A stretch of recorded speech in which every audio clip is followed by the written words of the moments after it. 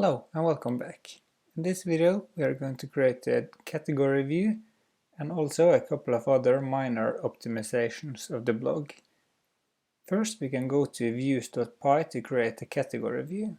So below the detail view we can create a new view called category. Here we also want to pass in the request and the slug for the category. We get the category in the same way as in the detail, so we just say category equals category.objects.get slug equals slug. We can create a new dictionary here called context again and add category, return, render, request, log, templates, category.html and pass in the context here and save. The category page will look a little bit like the front page, so we can copy that template and create a new one based on this. If we just copy this, create a new file inside the same folder, call it category.html and paste it in.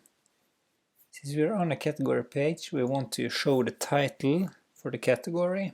So we can say h1 class title and say category.title. Category we get from this dictionary that we pass in here. We don't have the posts here yet, but we can get them directly from the category by saying category.posts.all and save. So this will get all the posts belonging to the category. Posts we get from the models file here, in the post. This is the related name. So category.posts will get all posts with category equals the category with the correct slug. So that's everything we need on this template for now. Then we can go into the urls.py to import the category view and also add it below here. Ideally we would want the same structure like this, but that would crash. So we need to add a little prefix to tell Django that we are on the category page and not just the detail page. So we can just say category / copy this like that. And then we paste that there and there. So all categories will have this in front of the slug for the category.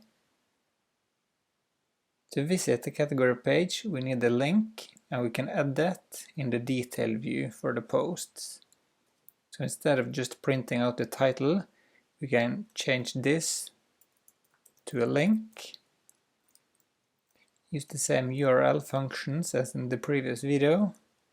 Here we are going to link to the category and pass in post.category.slug. So if you save now, we can go back to the browser and refresh. I did a little typo in the URLs file, so I can go back there. Here you can say urls.py on line 24, I have an error.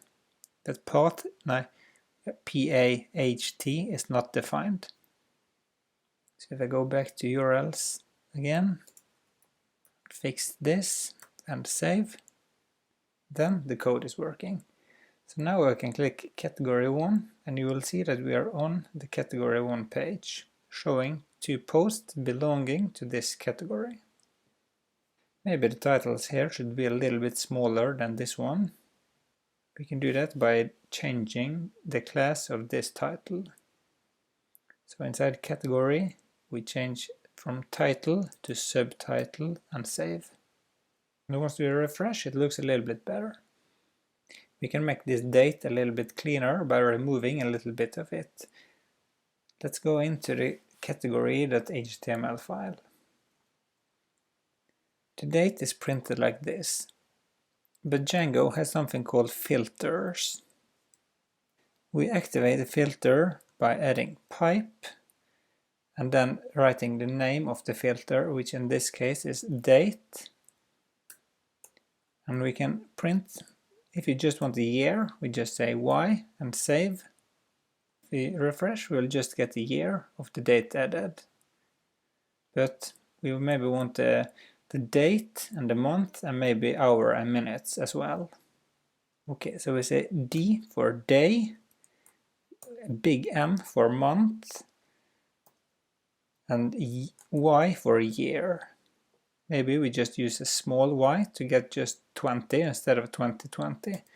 We also want the hour and the minute. So if we save now, it looks a little bit more clean. We can copy this to the front page and the detail view too. Just paste it and save. And also here we can paste it and save. Okay, that looks good. In the next video we are going to make it possible to add comments and view comments for posts.